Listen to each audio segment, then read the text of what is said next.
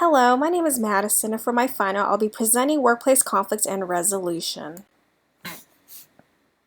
When it comes to workplace conflicts, it is inevitable. Doesn't matter how small or big the company is, what industry, or whether it's a Fortune 500 company, you are dealing with different personalities, and with that comes conflicts and conflicts which never should be ignored.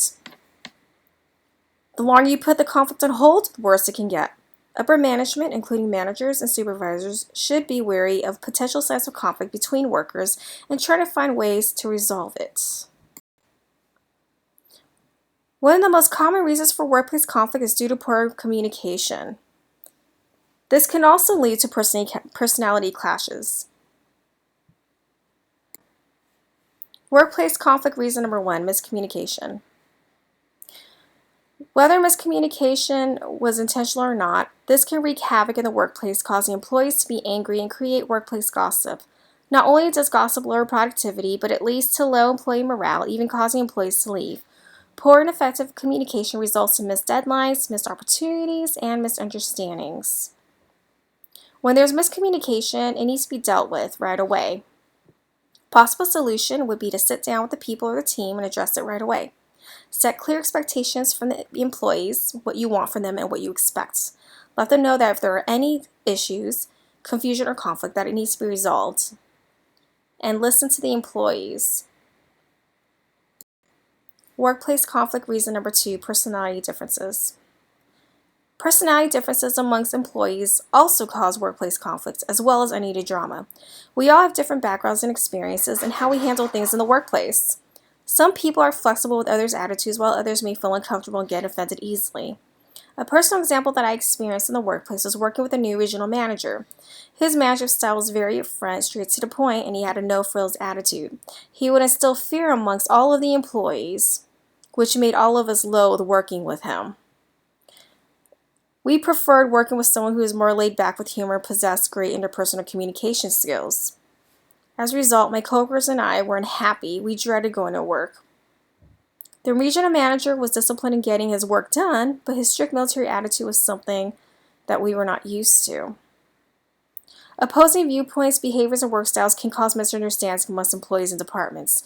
What we need to do is we need to be aware of how each employee works and respect it. Recognize the differences and speak with the team members about how well they need to be aware of it as well.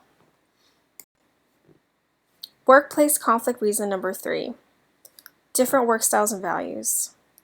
Some people have different ways of working as well as different values, and this is common amongst a generational gap. For instance, some may want to plan and work together, while others want to work alone. The difference in values is not what causes the employee conflict, but the failure to accept that each individual works differently. And because of this, some may insult each other's character and experience. Some people like to work as a team and create camaraderie, while others like to work alone and get their ideas to flow better. Feeding ideas off each other is a way for people to get productive. But again, differences of personality is something that needs to be discussed in the workplace so people don't get offended. For instance, depending on the project, there are some that I like to work better with others, and there are some projects that I work better alone. If the project is something that I am not familiar with, I welcome working with a team on it. Bouncing off ideas is something that is great for me. Workplace conflict reason number 4, unhealthy workplace competition. Some places encourage workplace competition, especially when it's a salary position with bonuses. It can spur creativity and get people to motivate and work a little harder and think outside the box.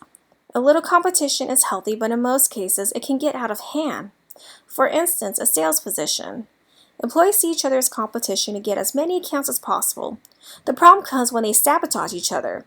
And I've seen this one too many times happen, and it creates an unhealthy and hostile work environment, promoting individualism. It also creates egos, where some may feel that since they have more experience than their peers, they feel that they're ahead of them. Also, some employees start hoarding information. They withhold knowledge that they know in order to defeat their team members. Instead of collaborating together, they devise a plan to knock each other down. If you see these type of behaviors, it needs to be addressed right away. Putting it off will only create a spiteful workplace amongst employees.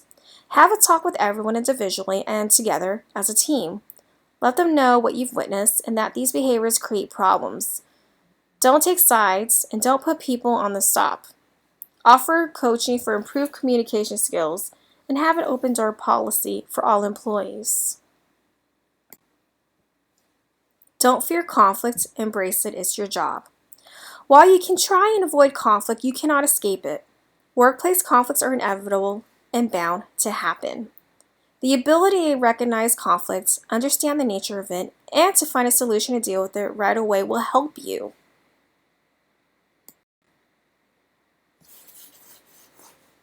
Throughout the semester, I've learned a lot of things in this class, which has helped me immensely, especially since I've gotten promoted becoming a supervisor. Managing people is not all that easy as it seems. You're dealing with different personalities, work styles, and different skill levels. Some people are more difficult to work with, while others just need a little bit more motivation and encouragement. Conflict rarely resolves by itself. It will only escalate unless it is dealt with. Whatever the case may be, workplace conflicts will happen in every workplace. But it is important to address issues immediately, set clear and defined expectations, and respect everyone's differences and opinions. Thank you very much.